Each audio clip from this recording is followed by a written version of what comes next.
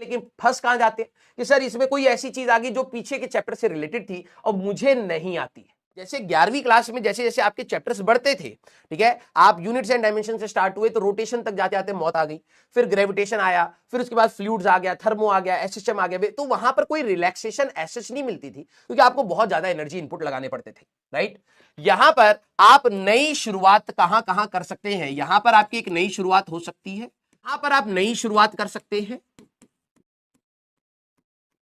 ठीक है, और आप यहां पर एक नई शुरुआत कर सकते हैं, ठीक है, और यहां पर भी आप एक नई शुरुआत कर सकते हैं,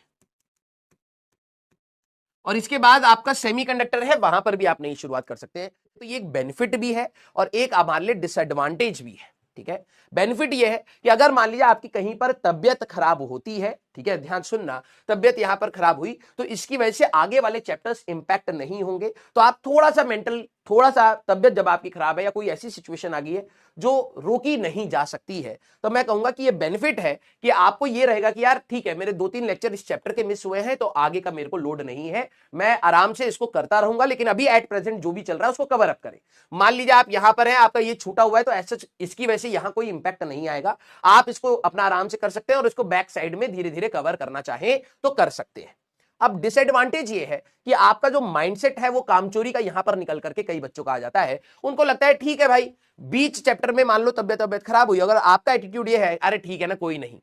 इसको बाद में देखेंगे, तो यहां का भी बाद में, यहां का भी बाद में, यहां का भी, हर चीज में आपकी छूटी हुई जाती हैं चीजें। ऑब्वियस सी बात है, अभी तक आपने जितने चैप्टर्स पढ़े हैं उसमें भी आपको कहीं ना कहीं प्रैक्टिस की रिक्वायरमेंट है, डीपीपी छूटे हैं, मॉड्यूल छूटे हैं, टेस्ट छूटे हैं, टॉपिक्स छूटे हैं कई बच्चों के पढ़ने और कई बच्चों के रिविजन करने, तो ये सारी चीजें आपकी पाइलअप होती हुई चली जाएंगी और फिर बाद में ये पूरा का पूरा भंडारा जो है आपको बहुत दिक्कत देने वाला है।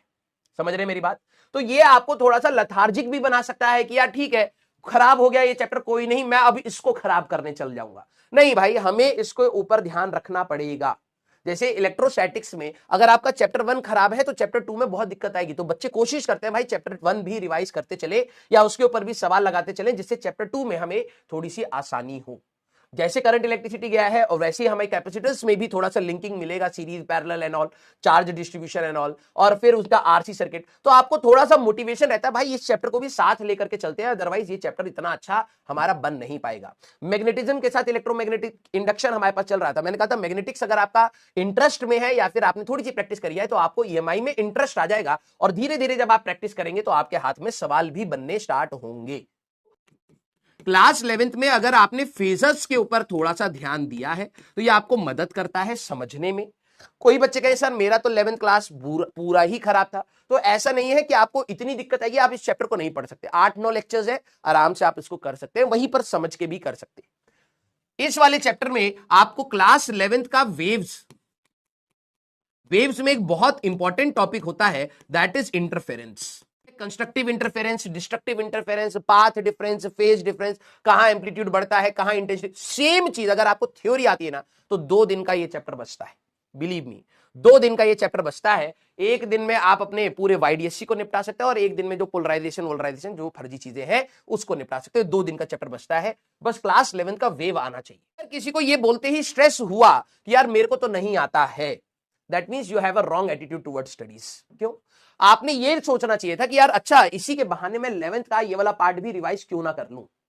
अगर मैं रिवाइज कर लूंगा तो 11th का एक पार्ट मेरा क्लियर हो जाएगा, 11th का एक पार्ट, एक चैप्टर यहां से अगर ये रिवाइज करोगे इसके बाद आपको एक छोटी छोटी सी जो चीजें रह जाती हैं, organ pipe and all, resonance, वो वाला पार्ट थोड़ा सा एक्स्ट्रा करना पड़ेगा, बीट्स एंड रेजोनेंस, उसके बाद आपका चैप्टर कंप्लीट है 11th क्लास का वेव्स। सोचिए जिससे आप सबसे ज्यादा डरते थे उसको आप यहां पर निपटा सकते हैं साथ में, ये कितने बड़ा आपके लिए अपॉर्चुनिटी था। अब आपका पहला अप्रोच क्या आता है, अगर आपने ये सुना और आपको स्ट्रेस हुआ, that means you have a wrong attitude towards studies, कि यार मेरा तो ये खराब नहीं, अब ये कैसे सुधरेगा।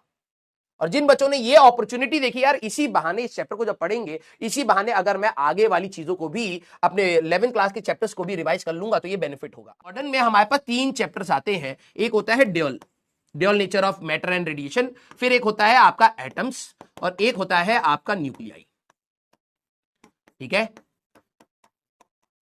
अब बात यह है कि अगर आपने इस चीज को देखा, इसका बहुत अच्छा वेटेज है 4-5, अगर आप नोटिस करें तो चार चार क्वेश्चन तो आपको मिलेंगे ही मिलेंगे। और केमिस्ट्री में भी आपके 1-2 सवाल इससे अटक जाते हैं, तो 5-6 सवाल आपके जेई में आने वाले हैं फॉर श्योर।